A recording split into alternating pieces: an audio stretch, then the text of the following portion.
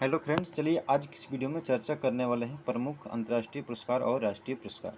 तो चलिए दोस्तों, क्लास शुरू करते हैं। इससे पहले चैनल पर नए हैं तो चैनल को सब्सक्राइब कर लीजिए और वीडियो को लाइक कर दीजिए। चलिए क्लास शुरू करते हैं। ज्ञानपीठ पुरस्कार किस क्षेत्र में दिया जाता है? तो ध्यान रखिएगा कि जो ज्ञानपीठ पुरस्कार है किस क्षेत्र में दिए जाते हैं, तो साहित्य के क्षेत्र में दिए जाने वाला पुरस्कार है। और ध्यान रखिएगा कि 57वां ज्ञानपीठ पुरस्कार किसे दिए गए हैं? तो दामोदर मौर्य को दिया गया है। ध्यान रखिएगा किस उपन्यास के लिए? तो कोंकणी उपन्यास के लिए। ध्यान रखिएगा कि 57वां ज्ञानपीठ पुरस्कार किसे दिए गए हैं? दामोदर मौर्य को दिए गए हैं। किसके लिए? तो कोंकणी उपन्यास के लिए।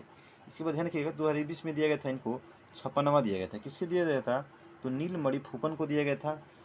ये कौन से कवि हैं? तो ये असमिया कवि है। ध्यान रखिएगा असम भाषा के लिए दिया गया था, नीलमणि फुकन को दिया गया था।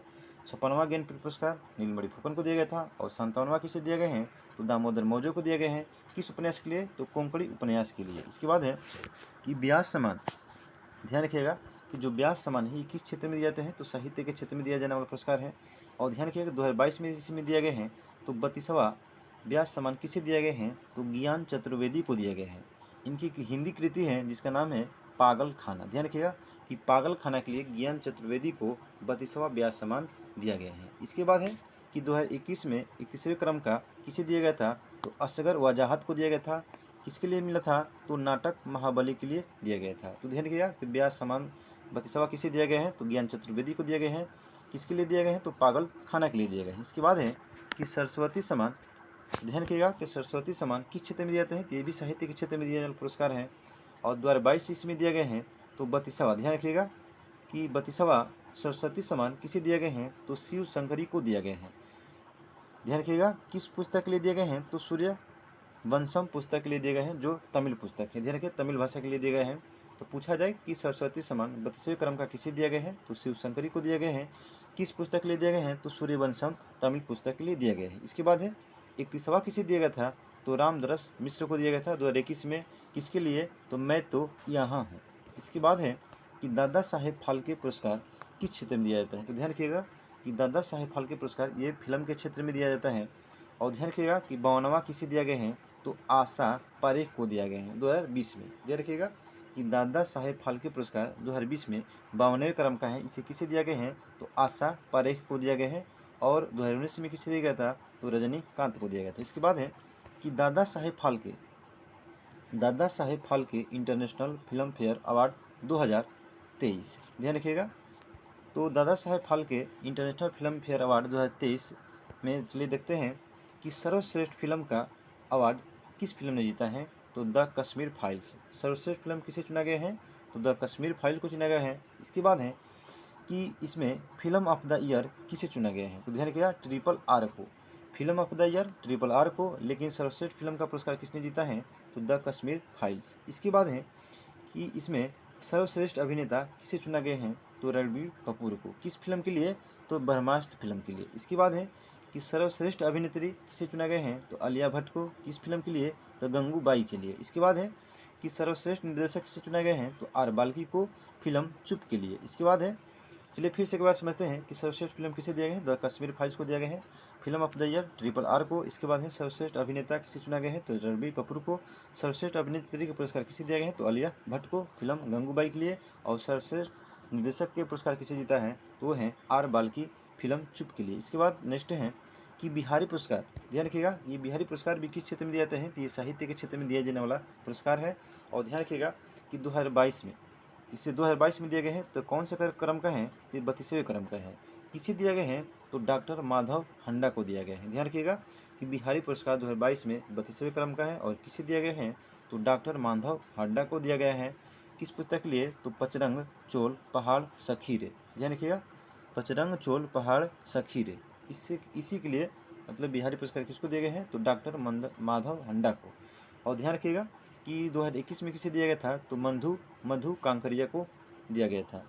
इसके बाद है कि मूर्ति देवी पुरस्कार किस क्षेत्र में दिया जाता है? तो साहित्य के क्षेत्र में। ध्यान रखिएगा मूर्ति देवी पुरस्कार किस क्षेत्र में दिया जाता है? तो साहित्य के क्षेत्र में। ये 2019 में प्रदान किया गया था, 33वें क्रम का था। किसे दिया गया है? तो विश्वनाथ प्रसाद तिवारी को। ध्यान रखिएगा कि विश्वनाथ प्रसाद तिवारी को दिया गया है। इसके बाद है कि किसके लिए? तो आत्मकथा अस्थि और भवती के लिए। इसके बाद है कि एबल पुरस्कार। ध्यान रखिएगा कि ईबेल जो पुरस्कार है ये किस क्षेत्र में दिया जाता है, तो गणित के क्षेत्र में दिए जाने वाला पुरस्कार है।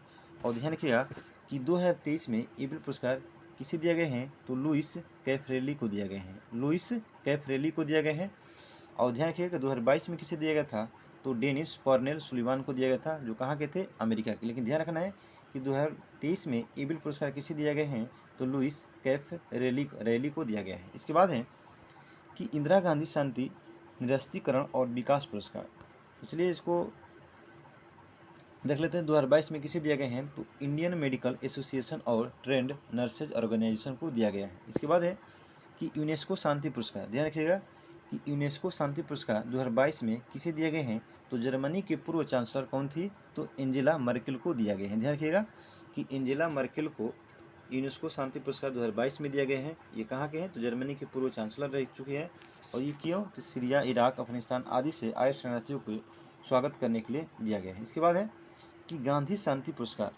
ध्यान रखिएगा कि गांधी शांति पुरस्कार 2021 में किसे दिया गया है, तो गीता प्रेस को। कहाँ से, तो उत्तर प्रदेश के गोरखपुर में। तो ध्यान रखिएगा कि गांधी शांति पुरस्कार किसे दिया गया है, तो गीता प्रेस को दिया गया है। इसके बाद है और ध्यान रखिएगा कि 2020 में किसे दिया गया था, तो गांधी शांति पुरस्कार वो दिया गया था शेख मुजीबुर रहमान को दिया गया था। ध्यान रखिएगा कि 2021 में किसे दिया गया है, तो गीता प्रेस को दिया गया है। और 2020 में किसे दिया गया है, तो शेख मुजीबुर रहमान को दिया गया है, जो बांग्लादेश के पूर्व राष्ट्रपति रह चुके हैं। इसके बाद है कि राजीव गांधी सद्भावना पुरस्कार 2018 तो किसे दिया गया है, तो गोपाल कृष्ण गांधी को। ध्यान रखिएगा कि राजीव गांधी सद्भावना पुरस्कार किसे दिया गया है, तो गोपाल कृष्ण गांधी को। इसके बाद है चलिए देखते हैं कि बुकर पुरस्कार किस क्षेत्र में दिया जाता है। तो बुकर पुरस्कार जो है किस क्षेत्र में दिया जाता है, तो साहित्य के क्षेत्र में दिया जाने वाला पुरस्कार है। 2022 में किसे दिए गए हैं, तो सिहान करुणा तालिका। ध्यान रखिएगा कि सिहान करुणा तालिका को दिया गया है। इसके बाद है 2021 में किसे दिया गया था, तो डेमन गलगुट को दिया गया था, जो कहाँ के हैं, ये दक्षिण अफ्रीका के। और ये देख रहे हैं सिहान करुणा तालिका, ये कहाँ के हैं, तो श्रीलंका के। तो ध्यान रखिएगा कि बुकर पुरस्कार 2022 में किसे दिया गया है, तो सिहान करुणा तालिका को दिया गया है, जो श्रीलंका के हैं। और 2021 में किसे दिया गया था, डेमन गलगुट को दिया गया था, जो दक्षिण अफ्रीका के। इसके बाद है कि अंतर्राष्ट्रीय बुकर पुरस्कार। ध्यान रखिएगा कि अंतर्राष्ट्रीय बुकर पुरस्कार किस क्षेत्र में दिया जाता है, ये भी साहित्य के क्षेत्र में दिया जाता है। इसके बाद है बहुत भी यही क्वेश्चन है। ध्यान रखिएगा अंतर्राष्ट्रीय बुकर पुरस्कार 2023 में किसे प्रदान की गई है, तो जॉर्जी गोस्पोडिनो को दिया गया है। ध्यान रखिएगा कि अंतर्राष्ट्रीय बुकर पुरस्कार 2023 किसे दिया गया है, तो जॉर्जी गोस्पोडिनो को दिया गया है, जो ये कहाँ के हैं, तो बुल्गारिया के हैं। और किस उपन्यास के लिए दिया गया है, तो टाइम शेल्टर के लिए दिया गया है। ध्यान रखिएगा टाइम शेल्टर के लिए दिया गया है। और इसका अंग्रेजी में अनुवाद किसके द्वारा किया गया है, उनका नाम है एंजेल रोडेल। ध्यान रखिएगा एंजेल रोडेल के द्वारा टाइम शेल्टर का अंग्रेजी में अनुवाद किया गया है। और ध्यान रखिएगा कि 2022 में किसे दिया गया था, तो गीतांजलि श्री को दिया गया था। किसके लिए दिया गया था, तो टर्म ऑफ सैंड के लिए दिया गया था, यानी रेत की समाधि के लिए दिया गया था। और इस रेत की समाधि का अंग्रेजी में अनुवाद किसके द्वारा किया गया था, तो डेजी रॉकवेल के द्वारा की गई थी। इसके बाद है कि सुभाष चंद्र बोस आपदा प्रबंधन पुरस्कार 2023। ध्यान रखिएगा कि सुभाष चंद्र बोस आपदा प्रबंधन 2023 किसे दिया गए हैं, तो संस्थागत श्रेणी में किसे दिया गए हैं, तो उड़ीसा राज्य आपदा प्रबंधन। ध्यान रखिएगा उड़ीसा राज्य के आपदा प्रबंधन प्राधिकरण और लुंगलेई फायर स्टेशन। ध्यान रखिएगा कि उड़ीसा राज्य आपदा प्रबंधन प्राधिकरण को दिया गया है। ठीक है, आपदा प्रबंधन प्राधिकरण को दिया गया है। और लुंगलेई फायर स्टेशन कहाँ का है, ये तो मिजोरम का है। ध्यान रखिएगा कि लुंगलेई फायर स्टेशन मिजोरम का। और अब ये जो देख रहे हैं उड़ीसा राज्य आपदा प्रबंधन प्राधिकरण को दिया गया है, और लुंगलेई फायर स्टेशन मिजोरम को दिया गया है। ध्यान रखिएगा।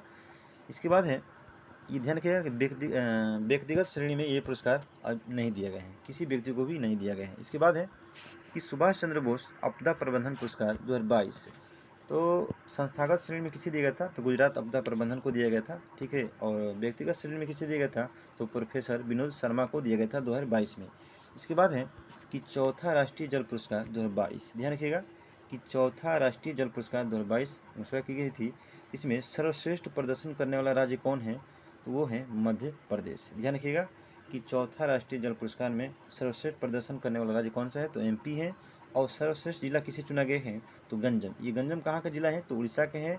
और सर्वश्रेष्ठ ग्राम पंचायत किसे चुना गया है, तो जगन्नाथपुरम, जो कहाँ के हैं, तेलंगाना के। फिर से एक बार कि चौथा राष्ट्रीय जल पुरस्कार 2022 में सर्वश्रेष्ठ प्रदर्शन करने वाला राज्य कौन सा है, तो एमपी है। सर्वश्रेष्ठ जिला कौन सा है, तो गंजम, जो कहाँ का है, उड़ीसा के हैं। इसके बाद है कि सर्वश्रेष्ठ ग्राम पंचायत जगन्नाथपुरम, जो कहाँ की है, तेलंगाना को। तो चलिए दोस्तों, हम उम्मीद करेंगे कि वीडियो आपको काफ़ी पसंद आएगा। अगर हमारा वीडियो पसंद आए तो वीडियो को लाइक और चैनल को सब्सक्राइब जरूर करिएगा। ठीक है, देखने के लिए थैंक्स फॉर वॉचिंग।